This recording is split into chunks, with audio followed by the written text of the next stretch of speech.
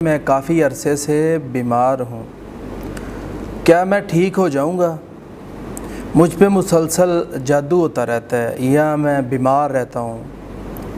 تو دائمی مریض جو ہوتے ہیں کیا وہ ٹھیک ہو سکتے ہیں؟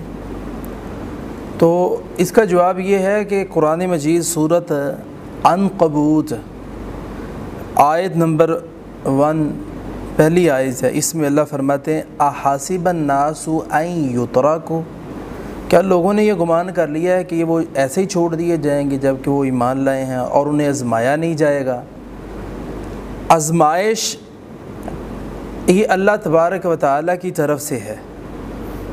سورہ بقرہ سورۃ نمبر 2 آیت نمبر 155 اللہ کیا فرما رہے ہیں؟ وَلَنَبْلُوَنَّكُمْ بِشَيْءٍ مِّنَ الْخَوْفِ وَالْجُوعِ، البتہ ہم ضرور آزمائیں گے آپ کو بھوک سے، خوف سے اور مال کی کمی سے، جانوں کے دنیا سے جانے سے اور مختلف طریقوں سے ہم آپ کی آزمائش لیں گے۔ لیکن آگے جا کے اللہ فرماتے ہیں بشر الصابرین، صبر کرنے والوں کے لیے خوشخبری ہے۔ بات یہی ہے کہ ہم صبر نہیں کرتے، بویلا کرتے نہیں، میں ہوں ہی اس کے لائق، ایسی باتیں کرنی شروع کر دیتے ہیں۔ تو بھائیو، اللہ کی رضا پہ راضی رہیں، اللہ آپ کے ساتھ راضی رہے گا، اللہ آپ کو جلد صحت دے دے گا۔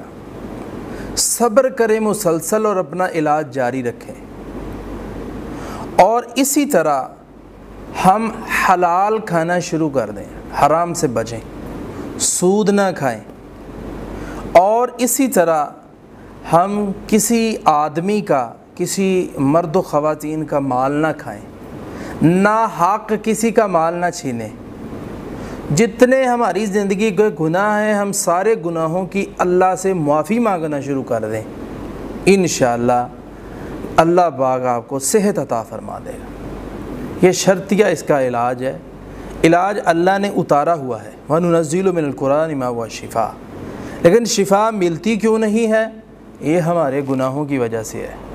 ظہر الفساد فی البر والبحر بما کسبت ایدی الناس، یہ ہمارے ہاتھوں کی کمائی ہے، یہ بات ذہن سے نکال دیں۔ قرآن مجید کی آیت غلط نہیں ہے، اللہ کے نبی کی بات غلط نہیں ہے، اللہ کا جو فرمان ہے وہ غلط نہیں ہے، غلطی ہمارے اندر ہے، ہم اس کی اصلاح کر لیں۔ آزمائش ہے تو مسلسل صبر کریں، اللہ کی رضا پہ راضی رہیں۔